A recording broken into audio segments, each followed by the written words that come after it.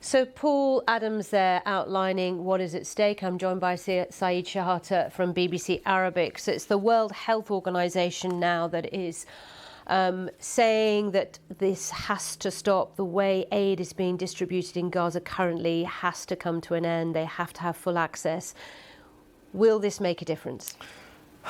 I don't think so, because there is many calls before from international organizations, and recently more than 100 organizations warned about mass starvation in Gaza. There is scenes of people, and one of the cases, a boy 14 years old lost a weight, according to his mother, from 40 to 10 kilos because of malnutrition. So the situation is very dire there. And there is a standoff between the UN and Israel, because the UN saying it faces obstacles to get authorization for trucks to go there. It also didn't get commitment from Israel for the people not to be shot while they are waiting, queuing for aid. Especially, as the UN said, more than 1,000 were killed queuing to get aid. A majority of them in front of the centers of the Gaza, the controversial Gaza Humanitarian Foundation backed by Israel and the United States.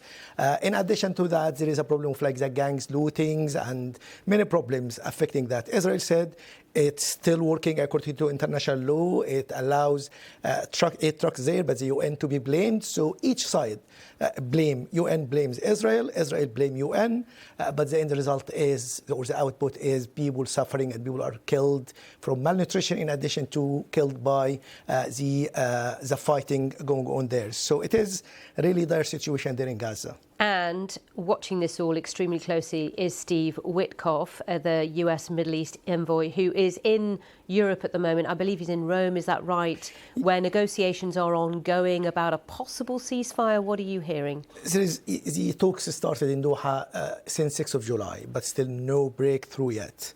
Mr. Witkoff is in Rome meeting today the Ron Dermer, the Israeli strategic affairs minister, and the senior Qatari official, talking about how to ease the pressure regarding the aid, because the people are killed every day because of malnutrition, and so they need to have an end for that, because there's a lot of pressure on Israel to do something about it. In addition to that, you talk about the ceasefire. Hamas presented its response, especially regarding three sticking points. The first one is the mechanism of aid, because there is opposition from the UN, from international community of the Gaza Humanitarian Foundation, because few centers, few aid. So it needs the UN, because professional, efficient, know how to deliver aid. In addition, the other point is redeployment of Israeli forces to pre-2nd of March, where the collapse of January deal.